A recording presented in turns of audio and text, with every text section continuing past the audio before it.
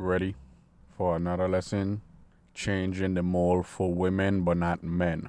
Sports Illustrated magazine been around for a long time. I've been seeing it from since I've been growing up.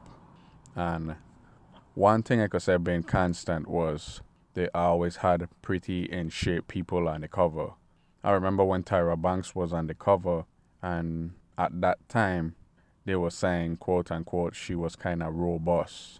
And she didn't look bad to me. But when you look at the cover now of Sports Illustrated, they have rather plump individuals.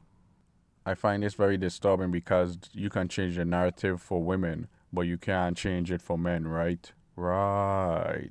There's nothing that says or scream healthy with a rather plump woman or a man or plump individual.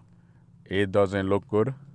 And I think his name is Jordan Peterson commented on it on his Twitter feed, and he didn't pull it down. Good for him. He's standing up for what he believes in. I don't see overweight men on the front of Sports Illustrated or GQ magazine or none of the likes, because they fully well know that's not attractive. That's not gonna sell a gosh damn thing. So Sports Illustrated decided to give in to this woke feminism, right? So if you have this rather plump woman on the front of your magazine, you better start having out of shape men on your magazines as well. But I forgot, the standard only goes one way. It's kind of like when they had Tess Holliday, who's a BBW model, and she's very tattooed up. And I like her style, personally. I like the tattoos. She have like a 1930s pin-up girl look. But that's the only thing she have going for herself. The rest of it is, let's just say there's more left to be desired. GQ magazine will never pour overweight man on it. None of the magazines will, unless it's a specialized magazine catering to triple XL and higher.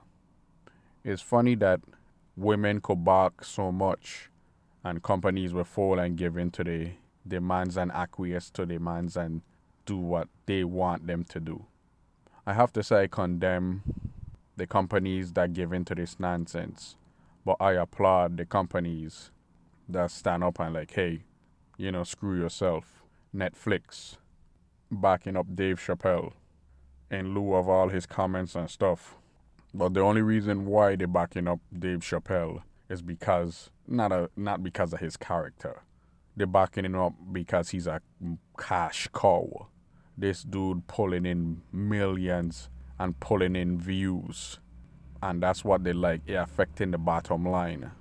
And they ain't gonna kill the goose that laid the golden egg. But if Dave Chappelle was any other schmuck, they would have canceled his ass so fast. I'm not saying that all overweight women are unattractive.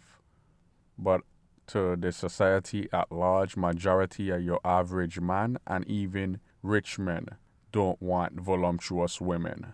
Maybe back in the days of the AD or BC, when rather plump women was considered healthy, and at that time they was considered sought after. But now times change. I ain't saying you have to have a six-pack. I ain't saying that your gluteus maximus have to have dimples in it.